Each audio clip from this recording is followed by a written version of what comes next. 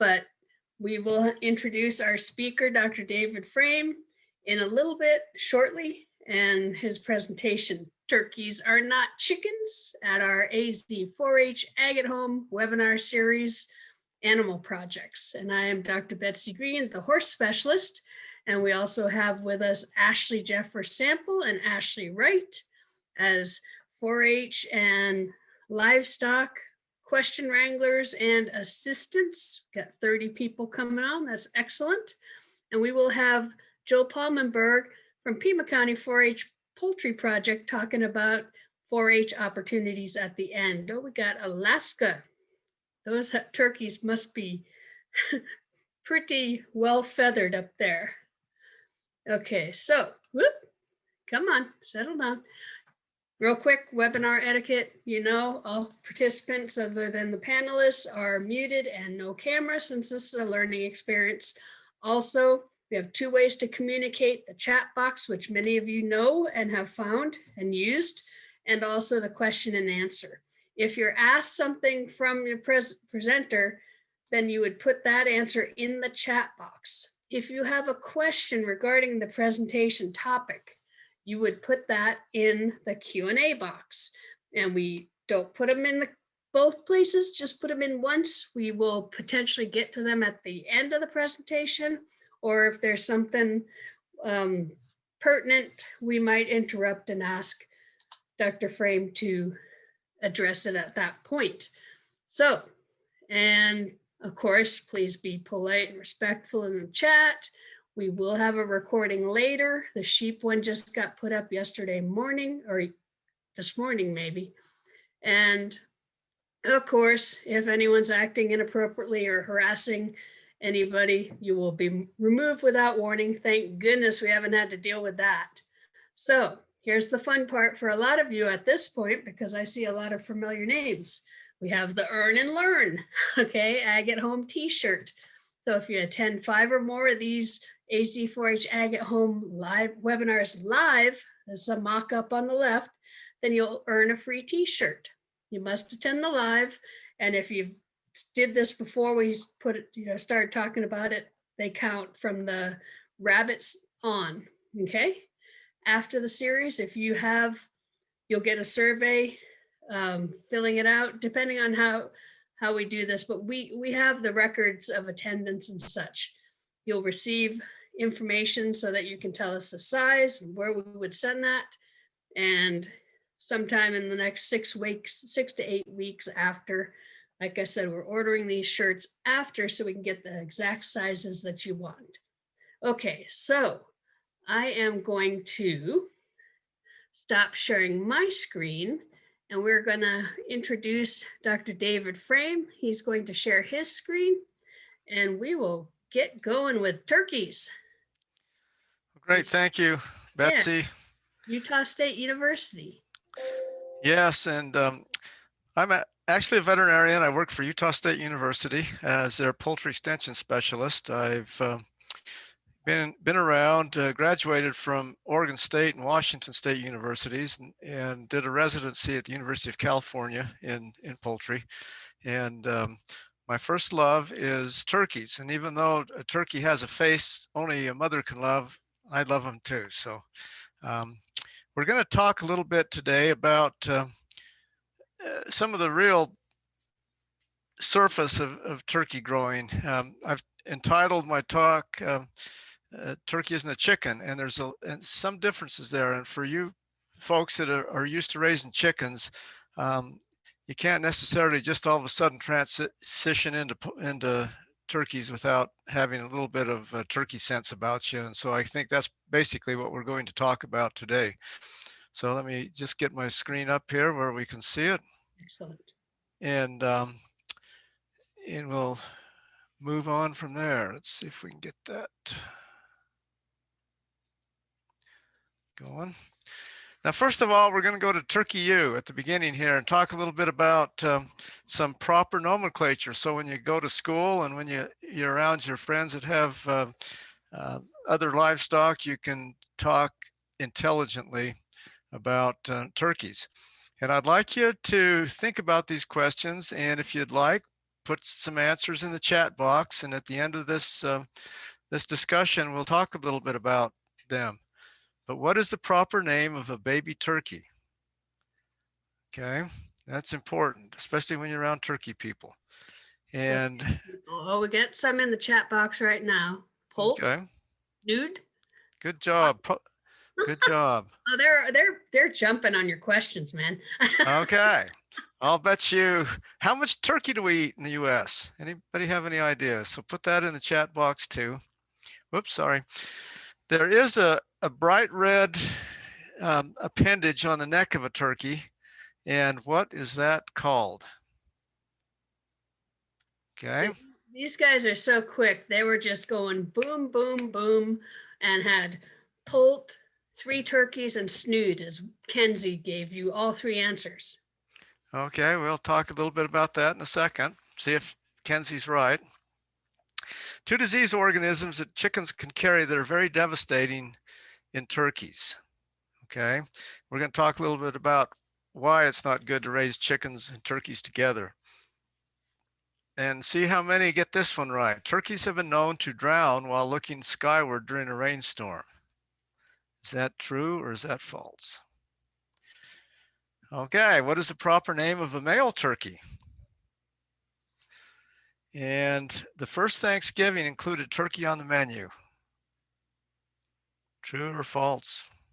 And turkeys are difficult to raise. True or false? And hopefully we can get kind of a tally of your answers in the chat box there, and we'll discuss them as we go along here. So why turkeys? Well, there's a lot of reasons why people raise turkeys, and a number of them are that, first of all, they're relatively quiet. They don't crow in the mornings. You know, if your male turkeys get a little bit older, they may gobble a little bit, but other than that, they just kind of do their thing. And they're too big to really fly into the neighbors' yards. So you don't have to worry so much about having them get into your neighbor's tomato patch and all that kind of stuff. They're a little easier to corral. They will imprint on their owner, which means that they'll consider you as their parent, and they will follow you around and kind of become your best friend. They are great bug controllers, and particularly grasshoppers. If you have a grasshopper problem in your yard, you know, chickens will do a pretty good job, but turkeys will do an excellent job at that. And then they're interesting to watch. Now, my favorite part about turkeys is that they are delicious.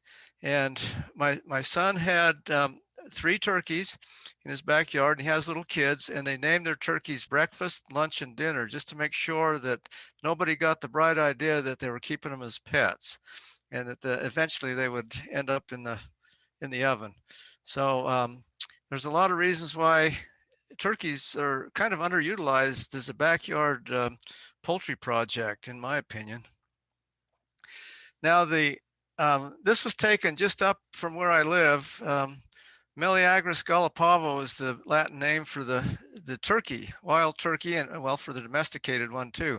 But interestingly, turkeys were domesticated by the Aztecs in Mexico.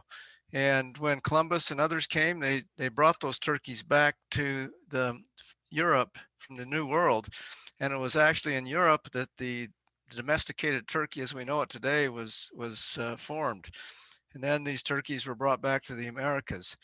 But they originated from the Americas, and they're definitely an American bird. You get into some of your specialty breeds of turkeys, and there's all different kinds. These are called heritage breeds, or they're standard breeds of turkey also in the American Poultry Association that is recognized. But there's things such as the Bourbon Red, the Narragansett, the Royal Palm, and Jersey Buff. So there's a lot of different types of birds. Now, these are generally not as big as the broad-breasted white turkey, which is used commercially. And if you're going to buy turkeys down at your local feed store, that's what you're going to get. And so these turkeys, one of the varieties, the bronze turkey, was commercialized, and this is the kind that you would get in the stores up until into the late 60s, even early 70s. And they were very tough birds. They could withstand rain and bad weather, and they were grown outside.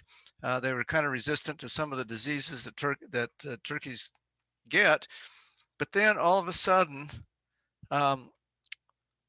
they developed the white turkey. So is there any guesses why all the turkeys that we get today are white? Why would they want to develop a white turkey? And I'm going to put your answer in the chat box, and let's see what kind of guesses you have. Anything coming in, Betsy? Yep, we have production, prettier skin, because it's the most popular, and prettier skin and color, more tender, it's fat, better meat, heat tolerant, question mark. And they did not get as hot in the sun. The bronzes overheat, cleaner meat. Anyone getting what you're looking for? Well, they're great answers, and I think we've hit on a couple of them. Actually, the bronze turkeys were a very good productive strain of birds, but over the years these white ones have become better. But they can't. They may be able to withstand the heat a little bit better, but they really are not as good outside, at least in my opinion, as the bronze.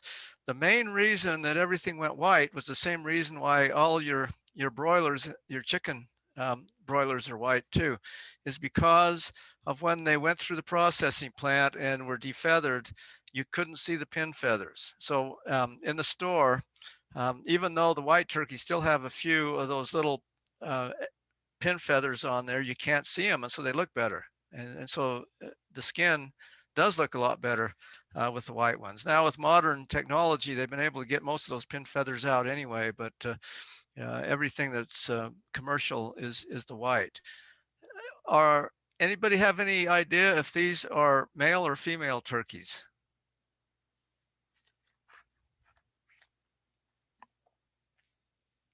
I have hens and males and girls.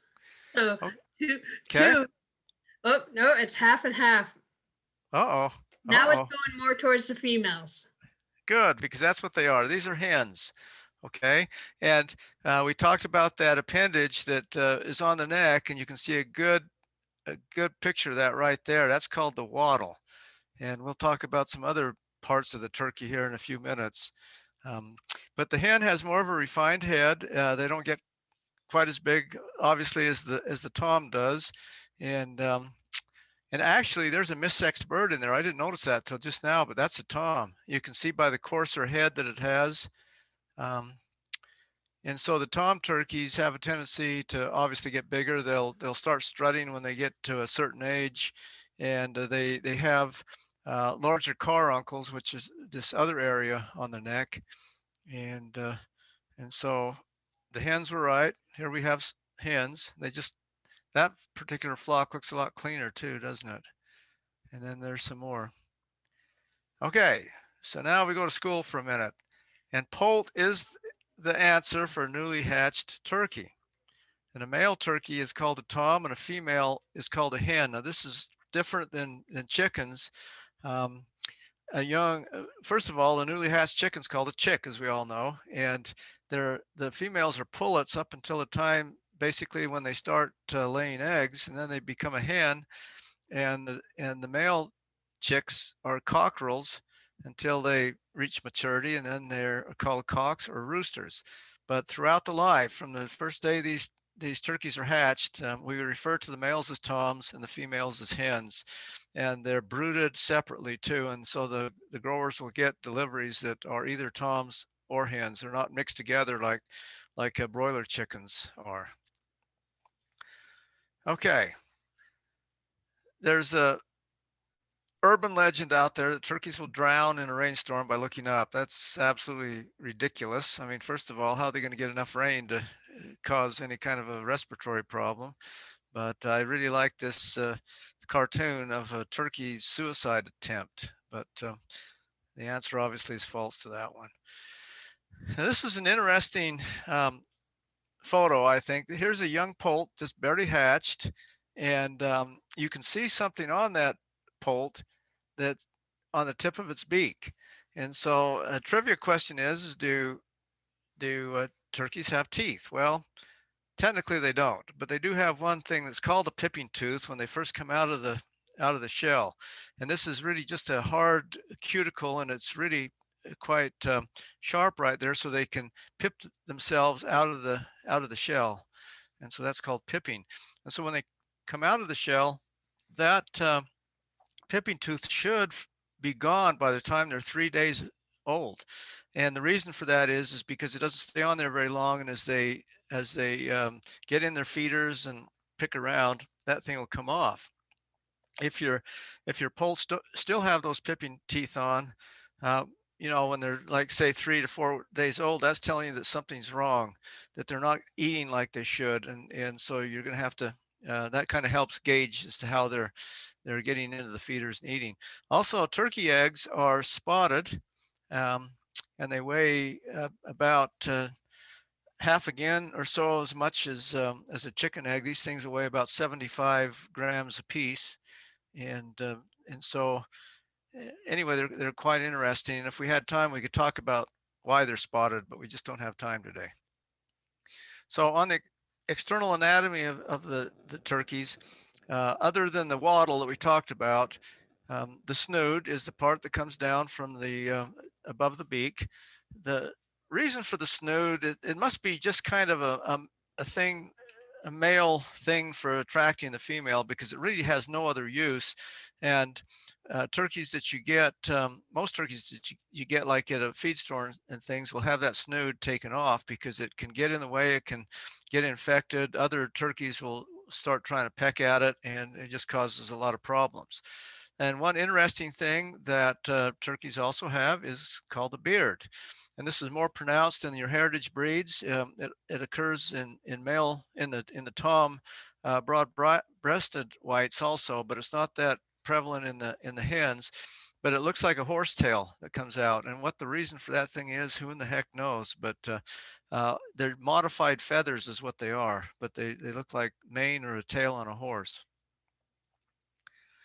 So let's talk about how a turkey thinks a little bit. Now, this sounds a little pessimistic, but this is the way I approach raising turkeys. That if given half a chance, a turkey will find a way to die. And so it's our job to keep them alive. And what'll happen is that they'll get into a corner, they'll suffocate. You don't want any corners in your brooder if you can help it. And if you do, take pieces of chicken wire or something and get those corners out of there.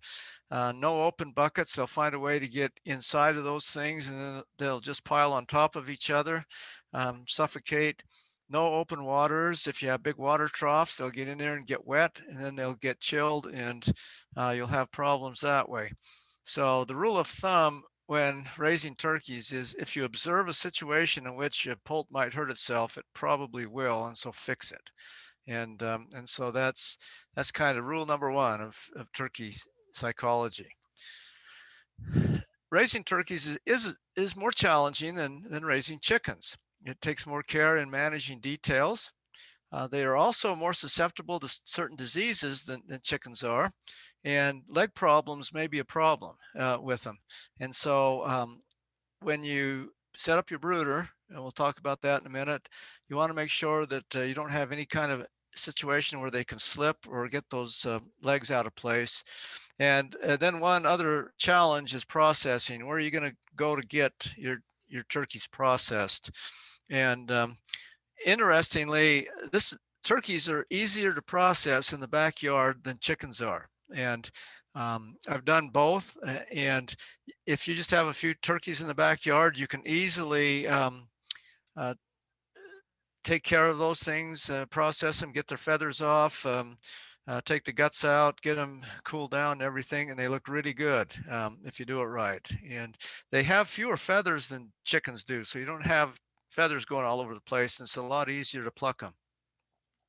We don't have time to talk about processing turkeys today, but if anyone's interested, we can do that maybe at a later date. Now, turkeys have legs that are wider apart and weaker hip joints than chickens do. So whenever you grab a turkey, make sure you've got a finger or something between those legs when you're holding them, so that you don't force those legs inward and then kind of force the hip joints out, because they do have a tendency to kind of slip out a little bit more. And so when you're grabbing your turkeys, don't just grab by one leg and pull sideways. And I would suggest using a hook to maybe grab a leg, pull it straight backwards, grab both legs, and then as you pull it into your body, you can grab one of the wings with your free hand, and that's the way you want to handle your turkeys. And so treat them with a little TLC there.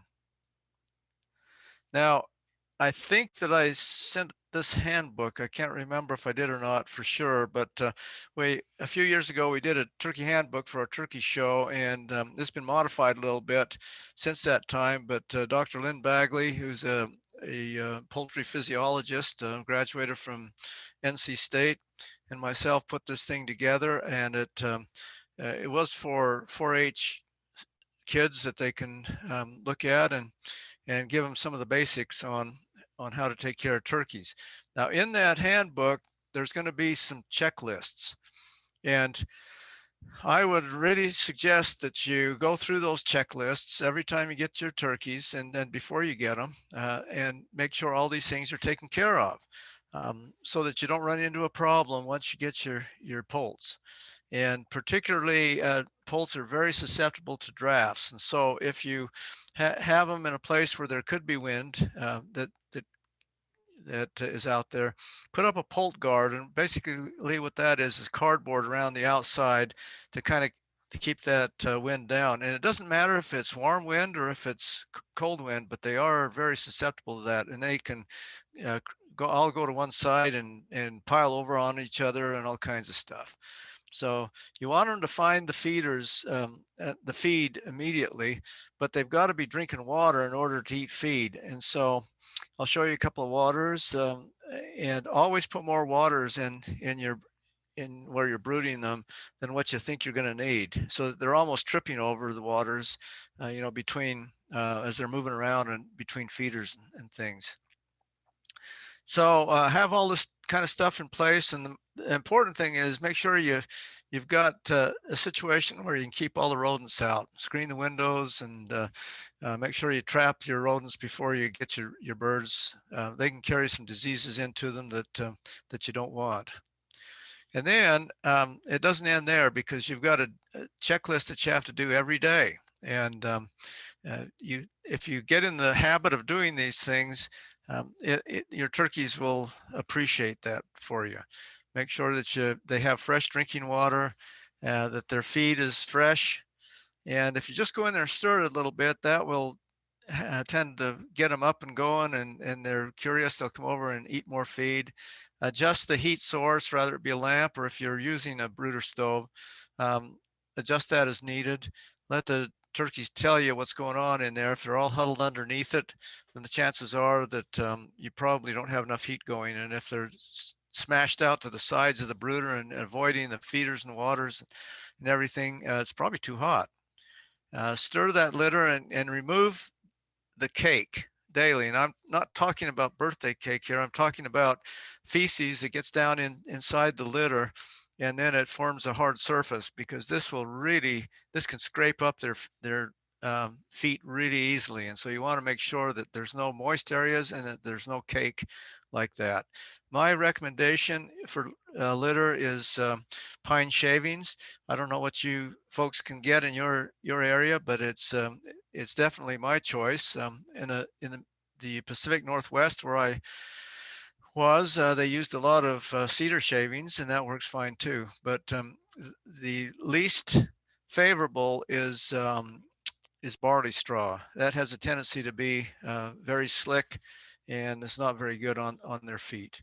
And then get your feed stored so that it doesn't attract mice and other varmints. Okay, so here we would have a typical broodering setup. And notice how this heat source, whatever it is in the middle. And you want that temperature under that brooder to be at least 105, 110 degrees.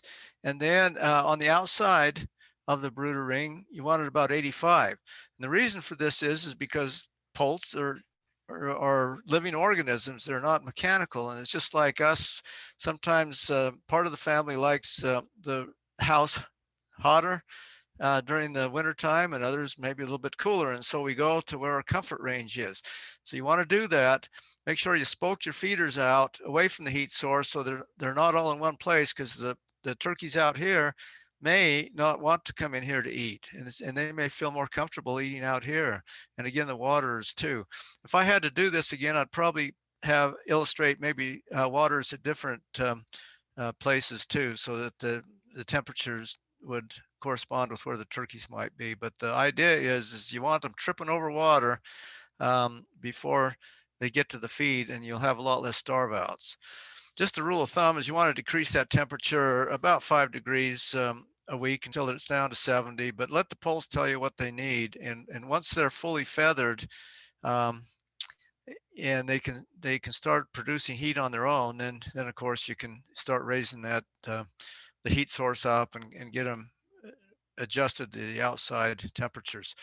Here's a couple of good feeders. Here's a 5-gallon, or waters. I mean, here's a 5-gallon waterer. Here's some little gallon fountain waters that work pretty good right at the very beginning. You have to keep them up on blocks and make sure you keep the poults from kicking litter in there and defecating and things like that. But once they're off and going, hang these waters from the ceiling so they're not right on the ground. You want the edge of the water about at the mid neck of where the turkeys are, just the upper breast area once they start getting a little bit older. We can talk about all this brooding innuendos at some other point, but also here's a feeder trough. And incidentally, we did some trials, even though this is a red trough, but we did some trials and we found that the turkeys prefer troughs that are colored green. And even if you take a little bit of green food coloring and dye the feed green in there, they'll have a tendency to eat that better than just the normal. So for some reason, they like green. You know, once they're older, you're going to have to get some bigger troughs, obviously, to feed them from. The one good thing that I think why turkeys make a good 4-H project is their growth rate, and they're very good in feed efficiency. In fact, nowadays these commercial strains, they will get even less than 2 pounds of feed per pound of gain, and so they're very efficient in using that feed. Over on the left here, we have the toms, and you can see what weight they would be. This is live weight at certain ages. And normally toms are processed at about 15 to 17 weeks of age. And the hens over here are processed at about 11 to 13 weeks of age. And so you can see that a turkey, a hen turkey at 12 weeks will weigh about 15 pounds, and it'll actually dress out about 80% of that. And so turkeys can get pretty good sized. And there is, these broad-breasted white turkeys can grow very huge. In fact, the toms, if you grow them out to about 20 weeks, they can 20 to 22 weeks, they can be as high as 40 pounds plus in weight. So they can knock you over if you let them get that big. But they do grow some of those turkeys like that, particularly Norbest has in the past, for institutional markets to sell it like restaurants and things like that. But in our families and things, you're probably looking at a turkey you'd want maybe in this range, you know, size-wise. So let's talk about diseases between turkeys and chickens a little bit here. Chickens can carry things that are really bad for turkeys that don't even make the chickens blink their eyes. And so you've got to really be careful here. And two of those is, the first one is Mycoplasma gallisepticum. We know it in the industry as MG, or sometimes it's called CRD. You'll see it in the literature. But I can't tell you how many calls I get around Thanksgiving time where they call up and say, hey, my turkeys are starting to get these swollen eyes and everything, and their heads are swelling up. What's wrong with them? My first question is, do you have chickens? And almost invariably they'll say yes. And so what has happened is that they have raised these turkeys and put all this money into them, got them up about ready to kill for Thanksgiving, and the chickens have transferred MG over to them. And now they have a really bad situation. They've got sneezing, feed stuck to the nostrils, and air saculitis. And that's the inside of the thoracic cavity that gets inflamed and everything. And so now you've taken those turkeys clear up to that age, and now you've got some problems. So don't raise chickens with turkeys. Histaminiasis is blackhead disease, histaminiasis. And what you'll find here is that usually in the chicken, it shows no lesions or signs or anything like that. But if it's transferred to the turkey, you can have some really bad intestinal problems. Here's a picture of a turkey that's got MG. You can see the swollen sinus. A lot of times the eye will weep. There's feed coming out of the nostrils. And this has been beak trimmed. It's a commercial bird, and so that's the reason why the beak's not out there all the way. But he's got some problems, and he's not going to grow very well. He's probably going to have some trimming inside when he's processed because of the infection inside of him.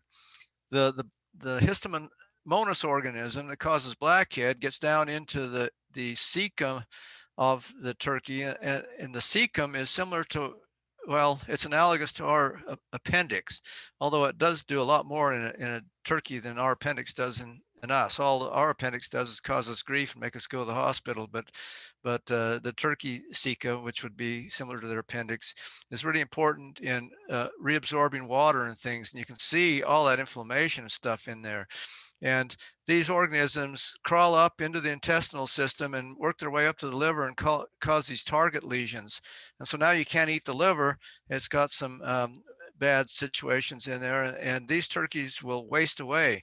And what they'll do is they'll get really pale. Blackhead disease is really a misnomer because they don't have black heads. In fact, their heads will really become pale, sometimes kind of a yellowish color. They'll get a snaky neck, they'll lose weight, and they look like ghosts walking around. And there's nothing you can do about it. That's the whole problem with basically either of these once they get it. You can medicate for MG a little bit, but there's no legal treatment for blackhead in the United States. So the bottom line is don't raise chickens and turkeys together. I get asked the question, okay, if we can't raise them together, what's a safe distance between them? And really, there's no safe distance because biosecurity is rarely tight enough in backyard situations. In other words, it's not the distance that's necessarily the problem. You could have chickens and turkeys 2 miles away, but if you don't change clothes and wash your boots off and wash your hands and make sure that you don't transfer anything between them, that's more important than actually the distance. And so if you do have chickens and turkeys, you're going to have to really do some heavy biosecurity, keep yourself clean and not use the same coveralls in your turkeys or chickens. People will say, well, I've raised chickens and turkeys together for years and never had a problem. And yeah, they're probably right. But sooner or later, under certain stresses, your turkeys can become infected. Okay, so now let's kind of start wrapping up here. So what is the proper name of a baby turkey? We've already gone through that. How much turkey do we eat a year? What were some of our answers, Betsy, on the chat box? The one that I saw way back when were 3 turkeys. And Marva, you need to stop typing letters in the chat or we're going to have to make a change. Okay. Well, I don't know how much 3 turkeys are, but each one of us on an average will eat 16 pounds of turkey a year. Now, that seems like a lot. What country eats the most turkey? Any guesses?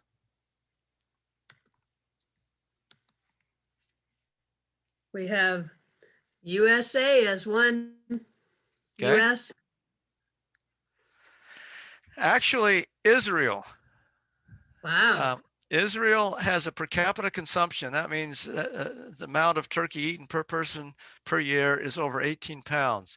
And you wouldn't think Israel is being a turkey eater, but they do eat a lot, and they also produce a lot of turkeys, and they have some of the most technologically advanced turkey buildings there are in the world too. And so we talked about the wattle as being the appendage. And okay, can anybody remember what those two disease organisms were? Very important. Don't. We had blackhead, Okay.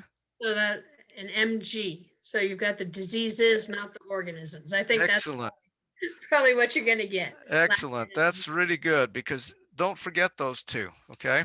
And remember, with blackhead, they don't have black heads. Okay. They have target lesions in the liver. Now, have turkeys been known to drown? Obviously not. That's an urban legend, and don't let anybody fool you on that. What is the proper name of a male turkey? We talked about that. And do you think that turkey was on the menu for the first Thanksgiving when the Pilgrims first came here? Well, we don't know. There's not enough records to know for sure. We do know that they ate waterfowl at the first quote Thanksgiving that they had, but in those days the word fowl was used for anything like pheasants, ducks, geese, turkeys, chickens, anything like that. So we don't really know if turkeys were on the menu. And the final question is, are turkeys difficult to raise? Well, no, but they do require a little more meticulous attention to details, and that's why I think it's a great project, to cut your teeth into on a 4-H livestock project. And the good thing about it is for all your efforts, you get a lot of meat on your table for them. So I was just going to mention to you that a year and a half ago, before the COVID situation hit, I was able to be back in Stockbridge, Massachusetts, in the Norman Rockwell Museum. And this particular picture was on the wall. Now, this is called Freedom from Want. And back in 1941, Franklin Delano Roosevelt, in a State of Union address, talked about 4 freedoms. And it was a big hit. And Norman Rockwell actually painted a painting for each of those freedoms. But for the freedom of want, he showed this picture of a family serving a turkey for dinner. Now, the turkey has traditionally been used for Christmas and a little bit for Thanksgiving and maybe some other holidays. But when this thing was published in the Saturday Evening Post in 1943 as the cover of it, it started a whole craze on turkeys, and it became the icon for our Thanksgiving dinner. And from that point on, breeder companies blossomed. Millions and millions of turkeys have been produced, and it's hard to think about Thanksgiving in the United States and Canada anyway without at least turkey being part of the menu. So I thought that might be kind of interesting for you. So it's definitely an American bird, and it's American tradition, and it's a great 4-H project too. So I think, Betsy, that's all that I have. I'll quit sharing my screen here, and we can take some Okay, well, answers here. if we can keep some of our people on track here, I see Josephine, you need to be paying attention to our presenters. Thank you. We're going to go ahead and do our 4-H section, and then we will, so Ashley, you want to come, both Ashleys come on, and we got Jill elevated, and you can share slides, and then we'll come back because we have quite a few questions. Some of them I think are quick, but we want to make sure we give fair time to our 4-H projects. Can you share so I can stop? Great. Why don't you unshare me? There you go. Thanks. Okay.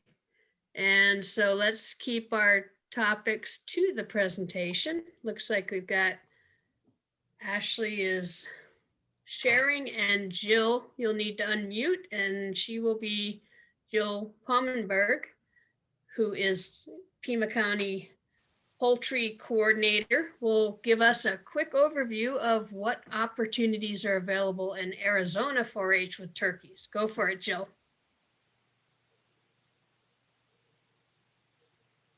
Okay, Jill. Okay, can you hear me? Yes, now we can hear you. Oh, phew, okay, I was getting scared. All right.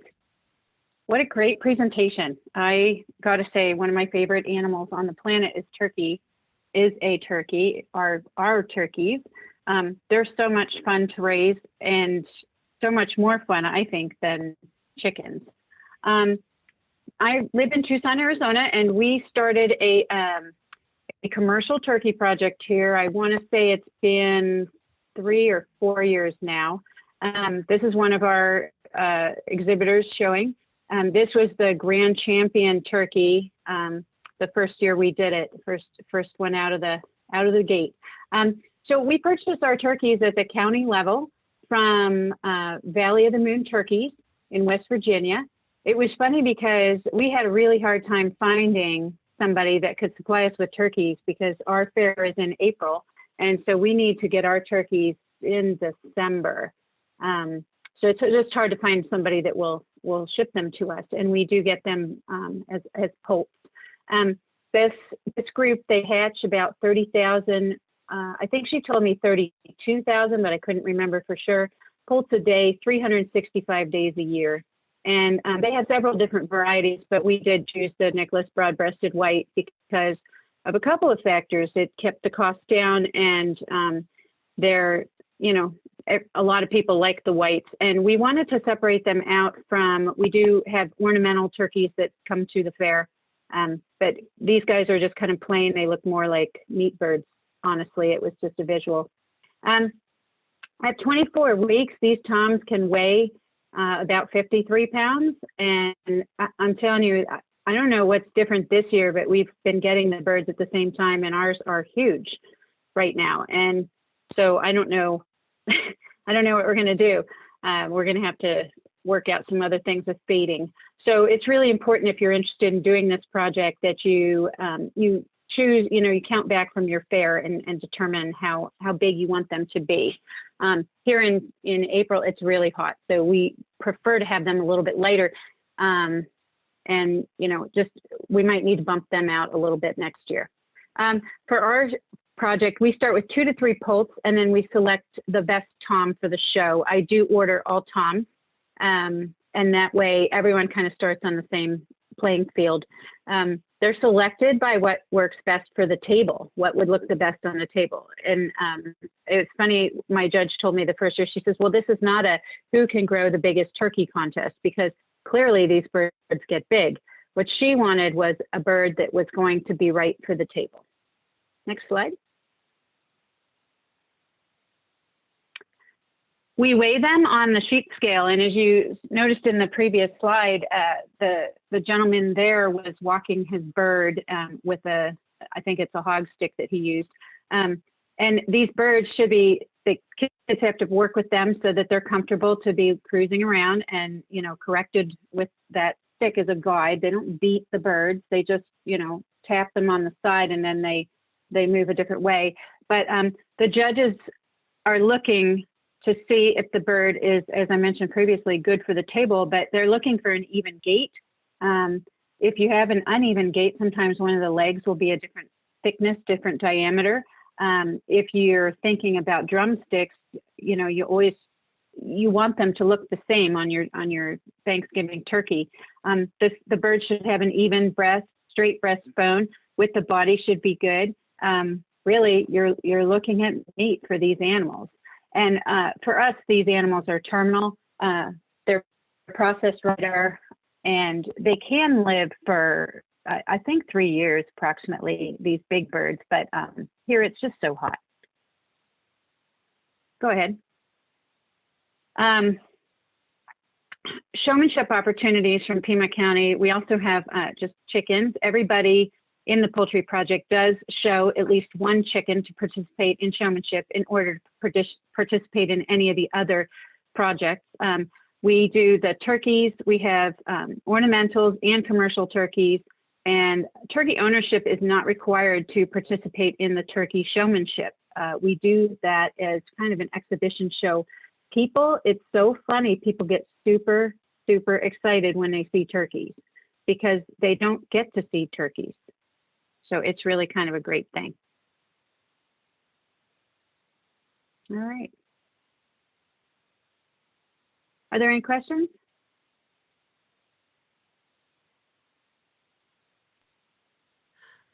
Just I think keep going, and we'll just get questions in the Q&A as they come. Oh, okay. I'm sorry. I didn't see there were more slides here. Oh, I see. It went back to the same picture. Okay, got it. So we do projects with heritage meat pens. The kids will bring a pen of 3 similar birds to fair to be judged at the county level. We can order them at the county level, or the kids can use their own stock. These birds are judged in the cage or on the table. And again, these are production birds. So they're typically, the heritage meat pens are dual purpose birds. So they can be used for meat or egg qualities. And if they're used for the meat part of the project, they are harvested at the end of the project right after fair. But they, this year it's funny because with the pandemic, most of the people, I think all but one of the kids doing this project, they all bought hens this year. So they will be selling them as dual purpose birds, but typically people want them for eggs. We do Cornish short cross meat pens. Again, the kids bring a pen of 3 similar birds to the fair. These are ordered at the club or family level, and our cage or table judged.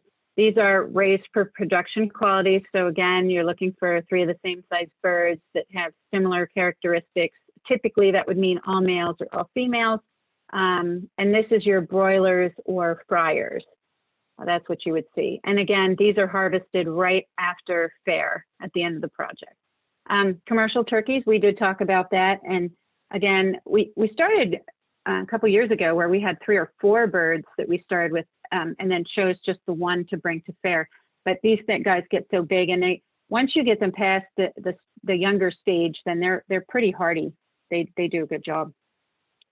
Next slide. We have ornamental birds, as I mentioned.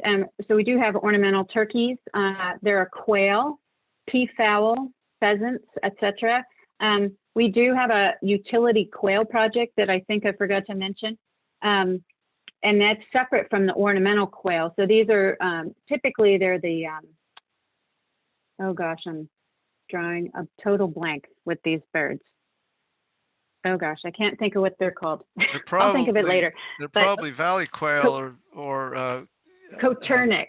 The coturnix, yeah. They're the coturnix. That's what it is. Oh my gosh, that was crazy.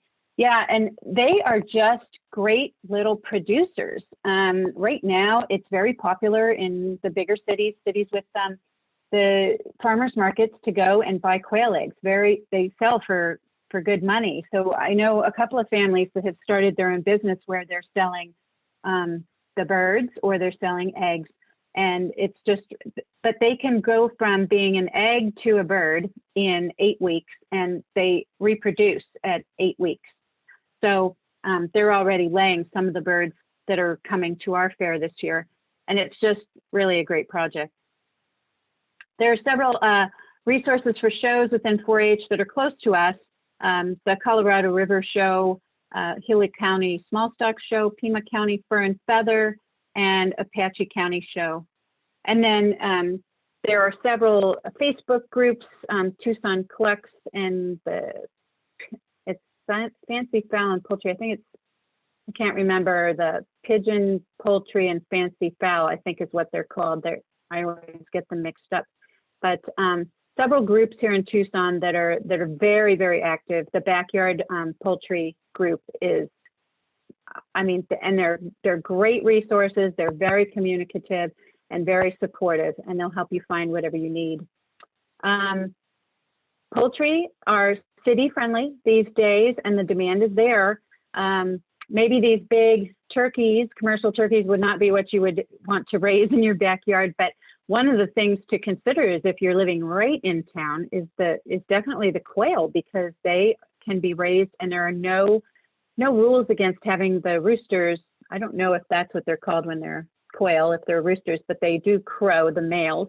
But these guys, they're happy to be in a small cage. They're happy to be, they're very busy and they can grow quickly.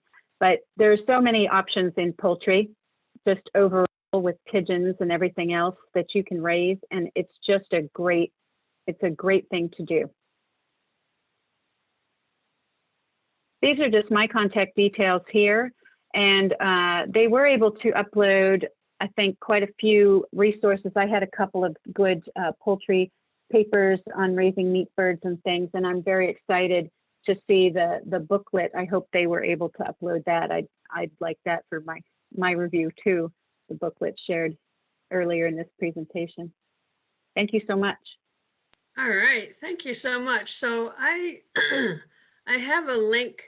Ashley JS, do you know if that link to that folder is for everyone or? Yes, I believe that link is for everybody, and it's all like everyone will be able to read only if they have that link. So oh yeah, you put it in there. So that I just wanted to ask before I hit go.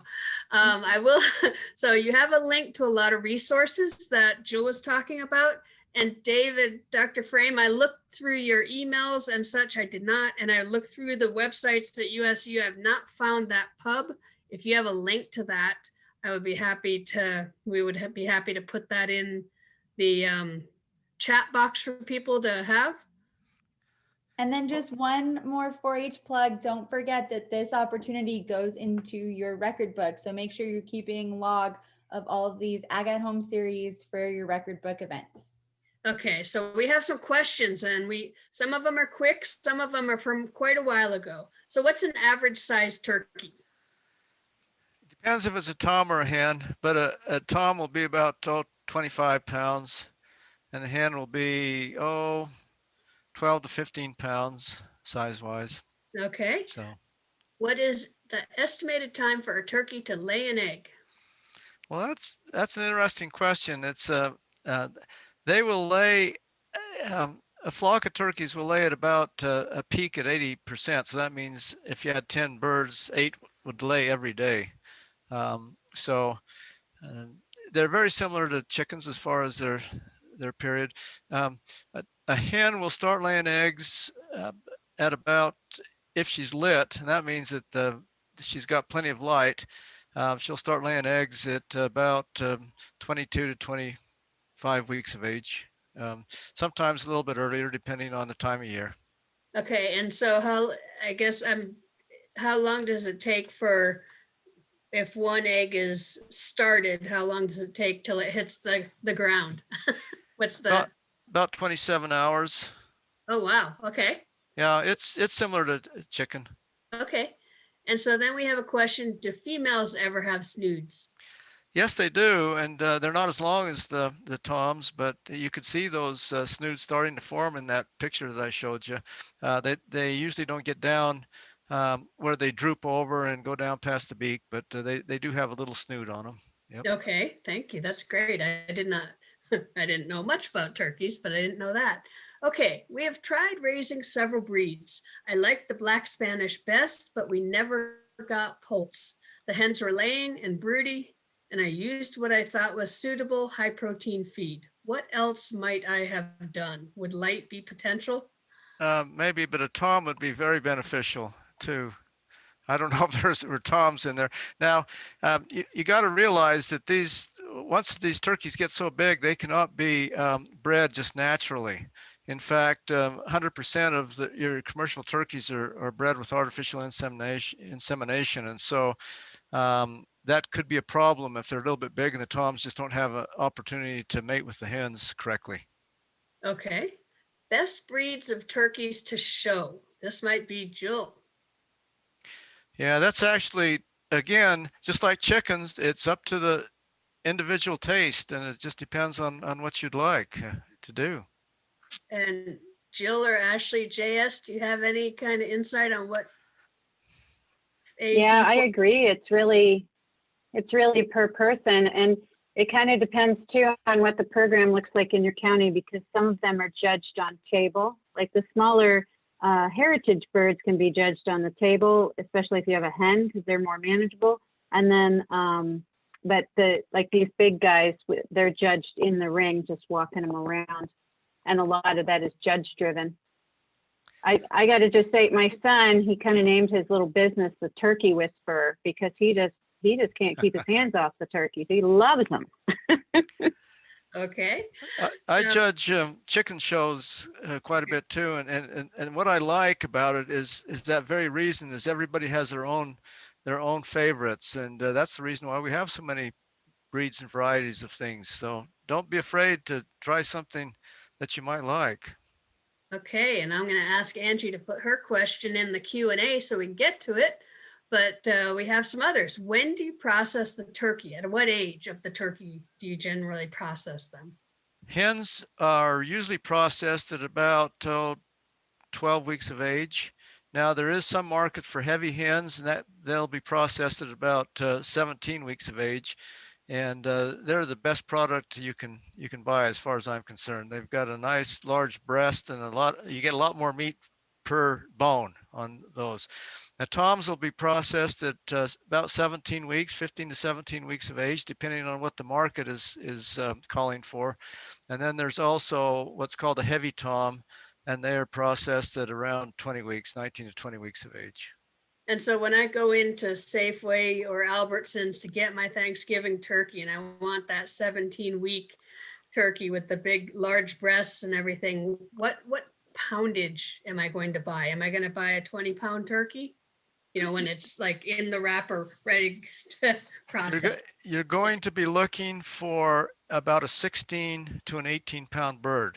And you got to remember that the way they classify them in the stores is not by gender like we do. They say a young hen, well, that could be a young tom too, but if it's got a lot of bone and those drumsticks are sticking out a long ways, you can bet that it's a tom. And so what you want to look for is something with real short legs and a large breast that's about 16, 17 pounds, and you might have a better chance of getting a good heavy hen.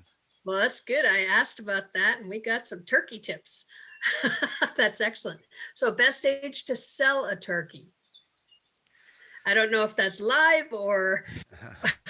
Yeah, that depends on what they're selling it for. You know, if folks are buying if they're meat turkeys, then of course we just talked about those ages.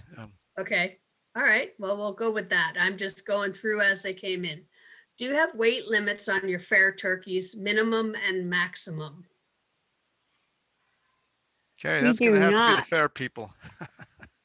Yeah, we do not. But just as you know, we just discussed, you have to think about what's going to look nice on your table and what size turkey you would want to have in your oven. Because really, if you're trying to put a 45-pound turkey in your oven, how many of us can do that? Not me. Not me. Okay, thank you. What does feathering at a young age mean? Well, the poults will have down on them. That's that kind of yellowish, fuzzy stuff. Okay, and so that'll stay on there for about 14 days, maybe a little bit less than that. Then they get their immature feathers that cover that. Then those white feathers are the ones that take over. And so when I'm talking about feathering, once they get those feathers, that helps them stay insulated, and then they can start generating their own body heat too at that time. Okay, and I have quail are wild animals. How do you tame them?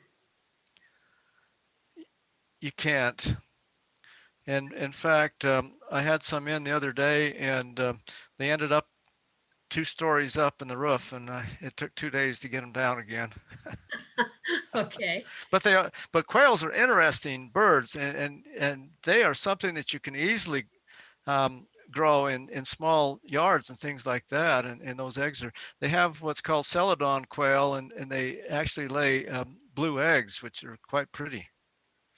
Okay, and we got a clarification on the one about not producing poults, and they had both toms and hens. So they did have toms, but still we're not getting. Yeah. Oh, okay. We're back at that one. Yeah. And there there still could be a problem there. So you're just going to have to kind of watch that. If they're too large, they won't be able to mate properly. Okay. So do different breeds have different temperaments? They do. And I deal mainly with commercial birds. And I can tell you one thing, a turkey is one of the um, untrainable creatures of this world. I had a flock of turkeys one time, and they came to the middle of this T in the road, and every day I'd move them into a pasture to the left, and every day they'd want to go to the right out to the highway. And up until the day we killed those things, every time I'd bring them to that crossroads, they'd always want to go right, wouldn't go left. So who was training who? You, the turkeys, or That's the right. All right. Have you ever heard of walking a turkey every day to get some muscle on them? Actually, that's got some benefit on some of your heavier, once they start getting a little bit heavier, because they can go down on the legs if that's not the case. Now, certain strains of even commercial birds, walking could be actually beneficial to them. So Okay. you do lose feed efficiency a little bit, but you know, the bird is a little bit stronger. Okay. So any Yeah, showmanship. Go ahead, Jill. oh, Go ahead. excuse me. I was just going to say that we do suggest that the kids walk their birds so that they're comfortable, you know, staying with the kid and, you know, being in an open ring and everything. Because if you don't, then you get there, it's a little bit worrisome for them. And they'll take a right at the road. At the road, right. They do anyway. They're just crazy. And some of the tips, I think, as far as showing goes, is exactly what was just talked about. Is you've got that bird has got to know you, and be very comfortable around you. Some other things that are important is that is the feathering on them. Now, like it or not, any kind of a showmanship is a beauty contest, and if you have two absolutely equal birds, and one has a nice feathering on it with a good tail, clean, it doesn't have manure on it and everything, compared to one that may be exactly the same but have dirty legs and everything, who's going to win? You know who's going to win. So you want to keep those birds in good deep pine shavings or something that'll keep them clean, and again, walk them around a little bit, and you'll have a better chance at it. Okay. So this one, I'm not sure if it was quite, you can figure out what is the best breed for calling turkeys for Thanksgiving. Maybe it's culling. Or what is the best breed for Thanksgiving turkeys? Well, the obvious one is the broad-breasted white. Others can be used, and but you know, for your bang for your buck and how much you're feeding them and everything, that's what's going to give you the best return. So would a wild turkey taste more gamey than a white turkey? Wild turkeys are a beast in themselves, and they have some characteristics that our domesticated turkeys don't have, and they're strong as an ox. They're not going to have nearly as much white meat on them. People like them, and they eat them for Thanksgiving and so forth, but you got to be really careful around those things. They can beat you up if you're not careful. Okay. And I think that these questions were asked earlier, but she must be on a different time zone. So these were early questions. What did you mean that the end of the beak comes off? Does it come off like a milk tooth for humans? Oh, okay. It's actually on the top of the entire beak. And what it is it's adhered to the tip of the beak that comes up sharp. And then when they pip, which means they cut around and get out of the egg, once that pipping is done, that end of the beak just falls off naturally after a while. I mean, its purpose has been used to get out of the shell, so then it goes off. So it's kind of like letting go of the can opener once the can's open. Yeah. Okay. Yep.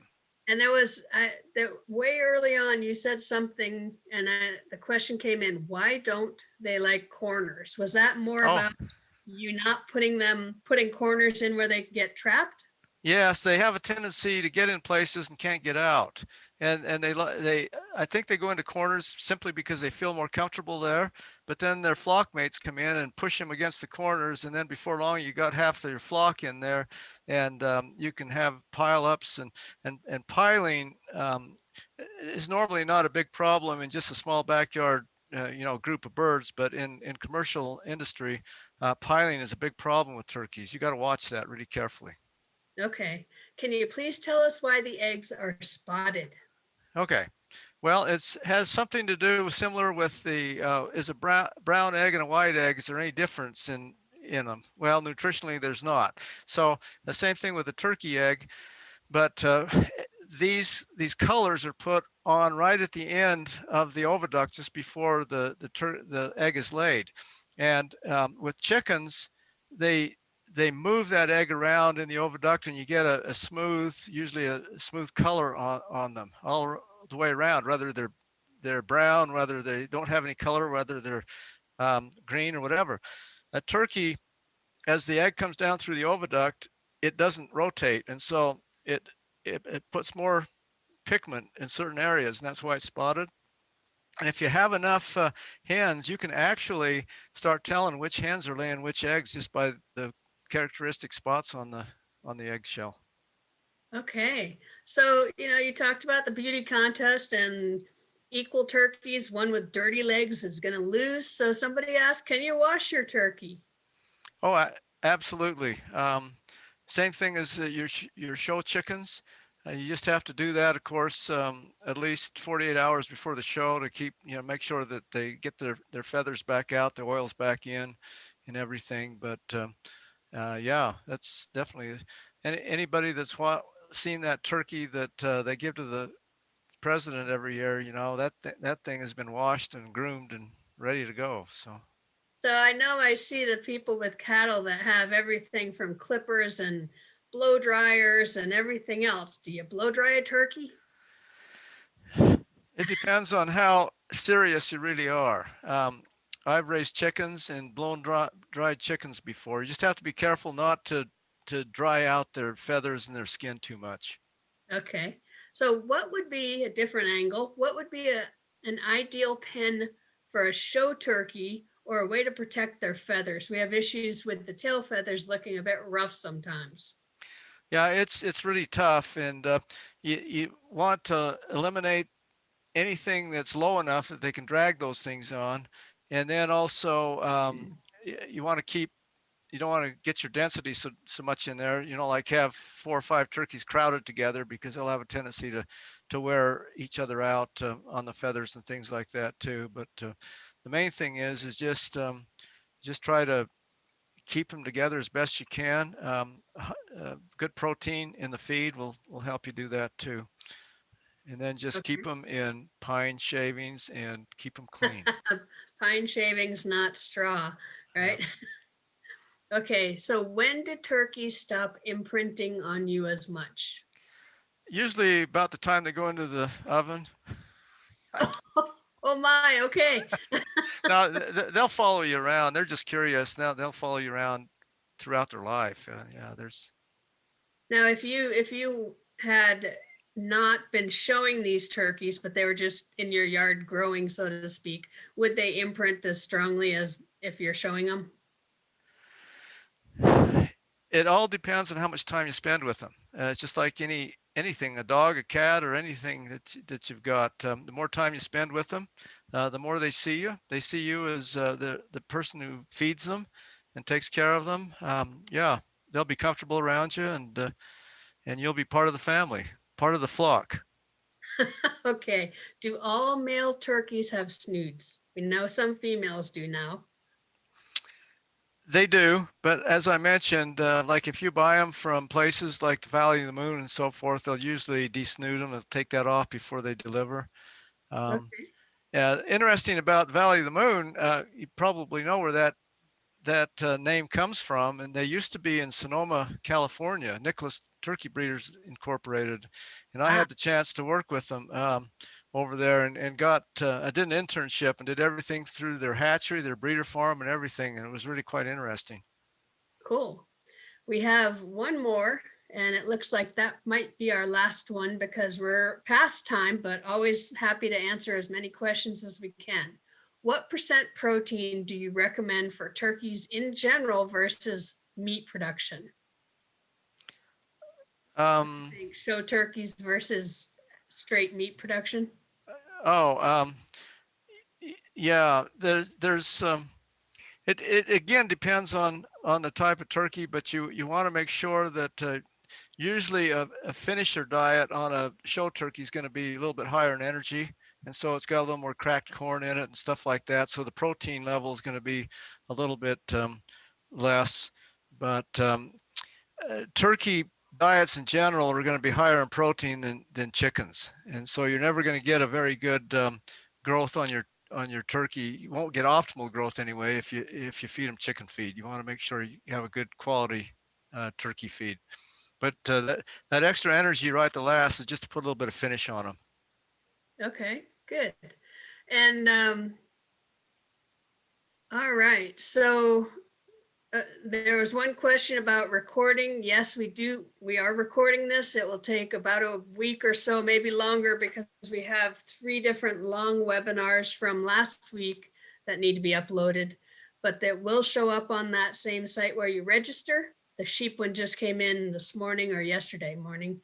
And let's see, we had a great presentation. Is there any last thing that you, Dr. Frame, or you, Jill, want to share with this audience of very energetic 4-Hers about turkeys or otherwise? Well, I'm prejudiced, but I love turkeys, and I think you would too if you have an opportunity to raise them. And you'll get to know a poultry species that's completely different than chickens. And so give it a try sometime. And Jill? I Last agree words? 100%. They are wonderful. Lots of fun, any kind. We've had the Nicholas broad-breasted whites, the commercial turkeys, and we've also had the heritage birds, and they're just so much fun. They really are. Well, that's excellent. Thank you so much. Next week we went 2 in a row because of our last week range livestock meetings. We will have goats on the agenda. So I want to thank our speakers, Dr. David Frame from Utah State University, Jill Palmenberg, the Pima County Poultry Coordinator, and our two Ashleys who are here, Ashley Wright, who's Extension Area Agent, and Ashley Jeffer Sample still to me for also helping with this webinar as well. Any last words from anybody from the Ashleys? As always, thanks for coming, everybody. Well, thanks, folks. Appreciate it. Thank you so much. So this will, are you doing it again with this video? No, this video will be posted once it's been edited, and it'll probably be about 2 weeks before it shows up on the site. But thank you so much for attending.